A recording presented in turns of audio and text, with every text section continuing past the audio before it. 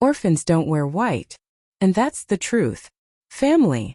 The word hit me like a slap, reverberating through the pristine bridal boutique on Madison Avenue. 12 strangers turned to look. Derek, my fiancé, suddenly became fascinated by the carpet pattern. And me? I stood frozen in a $14,000 Vera Wang gown, feeling like the little girl I once was, the one who pressed her nose against the windows of foster homes, silently wondering if anyone would ever want her. But here's what you need to know about orphans. We learn to survive. My name is Vivian Ashford. I'm 32. And in exactly 47 hours, Derek's mother, Constance Whitmore, would find out exactly what happens when you humiliate a woman who signs merger agreements worth more than her husband's entire law firm. But let me start at the beginning. I met Derek 18 months ago at a charity gala. Charming, attentive, and from what he called old money. The kind of family with summer homes in the Hamptons and winter retreats in Aspen. He didn't ask much about my career, and I preferred it that way. When you grow up with nothing, you quickly learn that people treat you differently when they know you have something.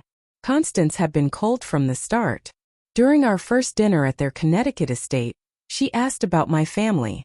When I quietly told her I grew up in foster care, her smile froze into something almost mask-like. How unfortunate, she said, then spent the rest of the evening lecturing about lineage and proper breeding. Derek apologized afterward. She's traditional, he said. She'll warm up. She didn't. The bridal appointment was her idea. Supposedly a bonding moment for the women of the family. Derek's sister, Tabitha, arrived with her perpetually pinched expression and designer handbag. His Aunt Margot kept remarking on how brave it was for Derek to marry someone without connections. And Constance was in her element, orchestrating humiliation like a maestro. Try this one, she said, holding up a cream-colored dress. White is really for brides whose families will be sitting on both sides of the aisle. Since you have no one, perhaps something less traditional would suit you better. I ignored her, choosing the white Vera Wang gown anyway. It was breathtaking. Hand-sewn Italian lace, a cathedral train, delicate pearls along the bodice.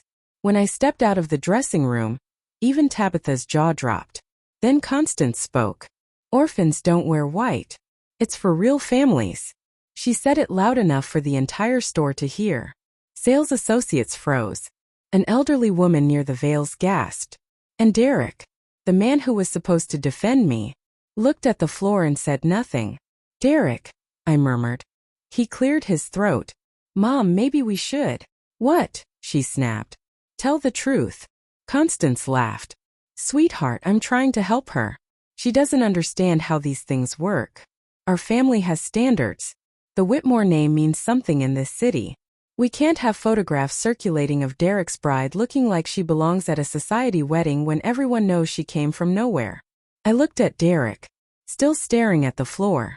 Okay, I said. Constance blinked. Okay, you're right. I don't belong in white. I smiled. The same smile I use in boardrooms when someone underestimates me. I'll change. I walked back into the dressing room, carefully removed the gown, and slipped back into my clothes. My hands were steady, my breathing calm. I'd survived worse than Constance Whitmore. I'd survived being abandoned as a newborn. Survived 7 foster homes before I was 12. Survived putting myself through college with scholarships and 3 jobs. Survived building a career in a male-dominated industry where people constantly told me I didn't belong. When I stepped out, I handed the dress to the sales associate, a young woman named Miranda, who looked as if she might cry for me. Thank you for your time, I said. Vivian, wait. Derek finally found his voice. I'll see you at home. I didn't look back. That evening Derek arrived home, full of apologies. His mother hadn't meant it the way she said it. She was just stressed about the wedding, worried about what others would think. He would speak to her. Things would change. I listened silently, nodding at all the appropriate moments. Once he had fallen asleep, I went to my home office and opened my laptop. You see, there was something Derek and his family didn't know about me. Something I had kept private because for once I wanted someone to love me for who I truly was. Not for what I had. I wasn't just working in finance. I was Vivian Ashford, CEO and majority shareholder of Ashford Capital Partners, one of the most influential private equity firms on Wall Street. We oversaw over $47 billion in assets. Fortune had even dubbed me the Silent Titan in a profile last year. Silent because I avoided the spotlight, preferring to let our results speak for themselves. And one of our ongoing acquisitions, a seemingly small merger that had been in motion for 8 months, was about to intersect with Derek's world. The target company was a mid-sized law firm aiming to expand internationally. The firm? Whitmore and Associates, Derek's father's firm. The merger was valued at $180 million, which would have tripled their revenue and cemented their position in cross-border litigation. Harold Whitmore had been celebrating for weeks. He'd already brought on new partners and promised Constance a villa in Tuscany. At 6:47 a.m. the next day, I sent a single email to my head of acquisitions. Pull us from the Whitmore and Associates merger. Effective immediately. No explanation required. By 9 a.m. the financial world was buzzing. By 10 a.m. Whitmore and Associates stock had plunged 34%. By noon Harold Whitmore was fielding calls from 3 anxious partners, asking if they should start updating their resumes. I was in a meeting when my assistant knocked on the conference room door. "Miss Ashford, there's a Derek Whitmore in the lobby. He says it's urgent." The 7 executives around the table exchanged glances. They all knew who Derek was to me. And of course, everyone in finance already knew what had happened to his father's firm. "Send him up," I said. Derek entered my corner office on the 47th floor of Ashford Tower. Yes, the building bore my name. He froze, taking in the wall of windows overlooking Manhattan, the original Bosquet painting behind my desk, and the nameplate that read, "Vivian Ashford, Chief Executive Officer." "What is this?" he whispered. "My office. Please have a seat." He couldn't finish the sentence.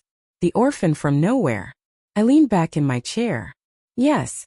And also the woman who just pulled a $180 million lifeline from your father's sinking firm." Derek went pale. "Vivian, please, my father, this will destroy him. He's already had calls from partners threatening to leave. The Hendersons are pulling out of their retainer. Everything he's built with his prestigious family name and privileged upbringing."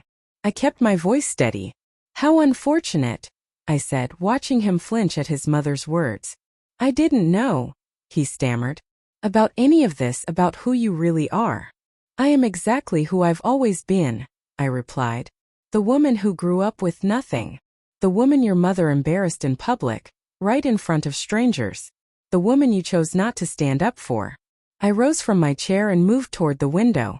I wanted someone to care about me without knowing how much money I had. I needed to know whether I was enough simply as myself.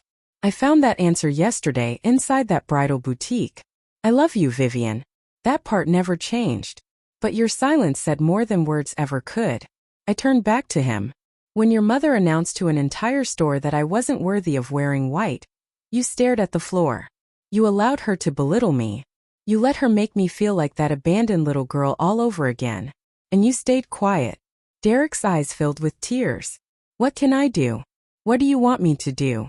"Nothing." I slipped the engagement ring off my finger and placed it on my desk. "The wedding is cancelled.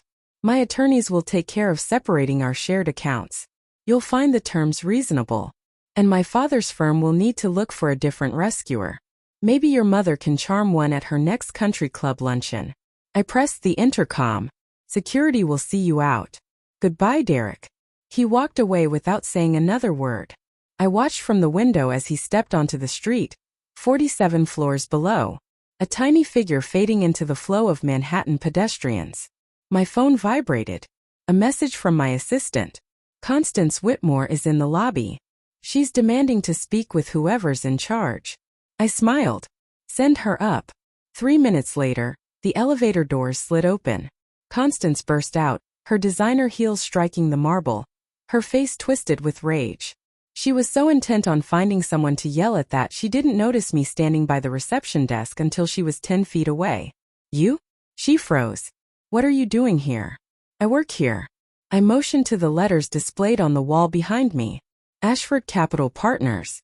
Actually, I own this place." The color drained from her face as the truth sank in. Her mouth opened and closed several times. Behind her, I saw 3 of my senior partners pause, along with a dozen other employees, all watching. "That's impossible," she murmured. "You're nobody. You're an orphan." "I am an orphan," I said calmly. "I'm also the CEO of a $47 billion firm, a self-made billionaire, and until about 20 minutes ago, your future daughter-in-law. But you're right about one thing. I don't belong in white." I stepped closer. "White. It's a color for those desperate to prove their innocence. I don't owe anyone proof of anything anymore." "The merger," she stammered. "You have to reconsider. Harold's firm, our reputation, everything we've built, came from your lineage and your family name," I finished for her. "Yes. How tragic that those things won't save you now." I straightened my jacket. "Here's what's going to happen, Constance. You'll leave this building, go home to your husband, and explain why his firm lost its biggest deal. And for the rest of your life, every time you attend a charity gala or a country club dinner, you'll wonder how many people in the room know you were humbled by an orphan from nowhere." Her lips quivered. "Please, I'll apologize. I'll do anything you want. I wanted your son to defend me. I wanted basic human dignity. But you couldn't give me that when I was nobody. So I won't accept it now that you know I'm someone." I nodded toward security. "Please escort Mrs. Whitmore out." As they led her to the elevator, Constance turned back one last time. Tears streaked down her face, smudging her perfect makeup. "You're making a mistake," she said. "You'll regret this." "Maybe," I smiled. "But I'll regret it in my penthouse overlooking Central Park, wearing any color I choose." The elevator doors slid shut. That evening I sat alone in my apartment. The wonder Eric had never seen because I always stayed at his place to keep my life private. I poured a glass of wine, stood by the window, and watched Manhattan city lights flicker to life. My phone buzzed. A text from Miranda, the young sales associate from the bridal shop. "I saw the news. You were the most beautiful bride I've ever seen in that dress. Some people's worth isn't in their family tree. Thank you for showing me that." I typed back, "Thank you. That means more than you know." 3 months later, I wore white to the Fortune 500 gala. A gown that cost twice as much as the Vera Wang she had. I entered alone and left alone. And for the first time in my life, I didn't feel like that abandoned little girl pressing her nose against the window. I felt exactly like myself. Vivian Ashford. The orphan from nowhere who had built an empire, torn one down, and discovered that some families aren't worth joining. And some battles aren't worth fighting. But some are worth winning. The last I heard, Whitmore and Associates filed for restructuring. Dererick moved to Boston to work at a smaller firm. And Constance? She quietly resigned from 3 charity boards after the story circulated at her country club. Apparently, nobody wanted to sit beside the woman publicly humbled by an orphan. As for me, I donated $5 million to the foster care system that raised me. I created a scholarship fund for kids who aged out without families. And every Thanksgiving, I host a dinner at my penthouse for former foster youth who have nowhere else to go. There we wear whatever colors we choose. And we belong.